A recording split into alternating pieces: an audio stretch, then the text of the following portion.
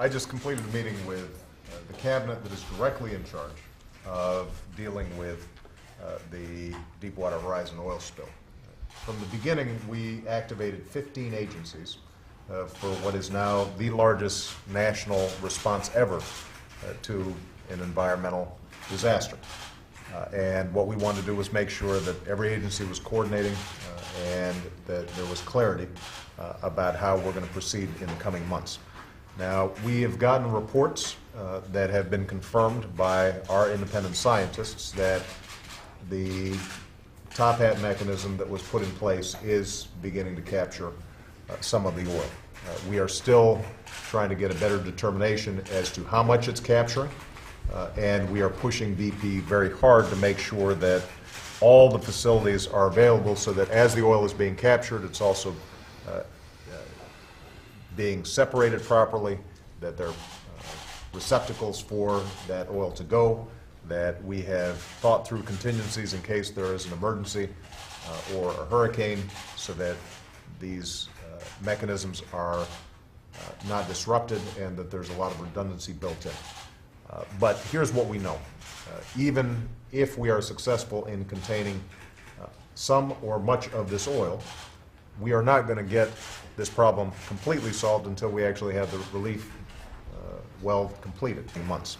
Now, we have gotten reports that have been confirmed by our independent scientists that the top hat mechanism that was put in place is beginning to capture some of the oil. Let me just make one final point, and I think this was something that was emphasized by everybody here, and it's something that I want to say to the American people. This will be contained. It may take some time, and it's going to take a whole lot of effort. There's going to be damage done to the Gulf Coast, and there's going to be economic damages that we've got to make sure BP is responsible for and compensates people for. But the one thing I'm absolutely confident about is that, as we have before, we will get through this crisis. One of the things that I wanted to make sure we understand is that not only are we going to control the damages to the Gulf Coast, but we want to actually use this as an opportunity to re-examine and work with states and local communities to restore the coast in ways that actually enhance the livelihoods and the quality of life for people in that area. It's going to take some time. It's not going to be easy, but this is a resilient ecosystem. These are resilient people down on the Gulf Coast. I had a chance to talk to them, and they've gone through all kinds of stuff over the last 50, 100 years, and they bounce back, and they're going to bounce back this time. Satellite imagery from NASA shows the huge size of the oil spill caused by the explosion and sinking of the Deepwater Horizon. It's 130 miles long and 70 miles wide. 10 days after an explosion rocked the rig, Louisiana Governor Bobby Jindal says rig operator BP isn't prepared for a spill of this magnitude. I do have concerns. I've shared these concerns that BP's current resources are not adequate to meet the three challenges we face. I've urged them to seek even more help from the federal government. A sentiment echoed by members of the cabinet who flew over the oil slick Friday. I pressed the CEOs of BP as well as the engineers to work harder and faster and smarter to get the job done. Because it is clear that after several unsuccessful attempts to secure the source of the leak, it is time for BP to supplement their current mobilization. A top BP official disagrees with that assessment. We've so far mounted the largest response effort ever done in the world. We've utilized every technology available. We've applied every resource requested. But that oil keeps flowing, an estimated 200,000 gallons each day. The company says it welcomes all ideas and offers of help.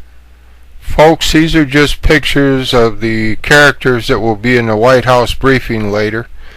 And after you've watched the video, feel free to comment or email me or anything else you feel is right. I just want your opinion on this video and what actually happened. Enjoy the video.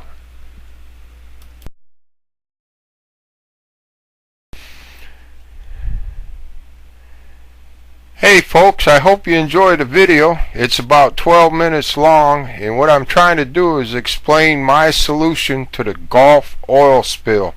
You know that thing down in the Gulf of Mexico that BP was trying to shut off? Well, they were asking everyone to submit solutions on a response form, and I did that thing, and then I wrote to the president, and I wrote to Bobby Jindal down in Louisiana there, the governor. And then I get an email back from BP telling me that my solution was useless or just about useless. So what I'd appreciate is you watching the video and you decide if my solution was any good or not. And I'll kind of quiet down now and just let you enjoy the video and kind of read the captions. And if you want to, stop your movie at any time so you can read the pages I have posted up there. Pretty interesting presentation, I'll tell you. Everything is there for your eyes to see. You can read it all. Just enjoy the video and pay particular attention to the White House briefing that's coming up shortly. Robert Gibbs, reporters, and Admiral Thad Allen, Carol Browner, and Robert Gibbs being asked questions by the reporters. And pay particular attention to Thad Allen and Carol Browner as she speaks at the end of the short speech here. It's just simply a White House briefing. It's no longer available in the archives. They've torn it out of there. But I had a copy that I made a long time ago. I researched it and picked it up so I could enjoy it. I hope you do too.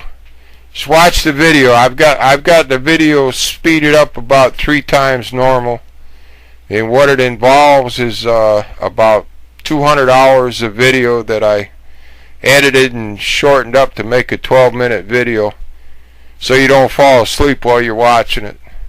Again, I appreciate it, and here comes some of that White House briefing. Pay particular attention to Thad Allen and Carol Browner toward the end of the thing. It gets pretty interesting, and I guess it proves my point. Thanks again for watching. Just enjoy the rest of it.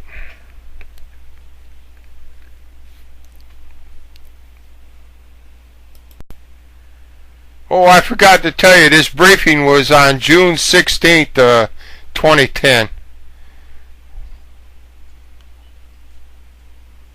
Yeah, I want to go to BP's financial condition, if you could shed a little light on that. Its bonds were trading at distressed levels today, indicating a mounting concern whether it can pay debts. And some people were saying that there's about a 40% chance of default in the next 5 years based on its credit default scores. Can you take us behind and what was said by the company or the White House's own financial analysis that says the company will not default? Well, we did not discuss with BP today their financial, what's happening in the market.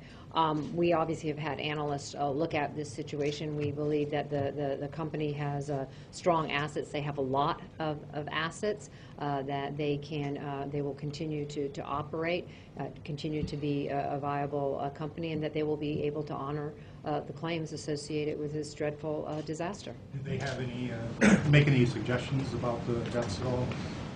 No. Or the limit or the cap?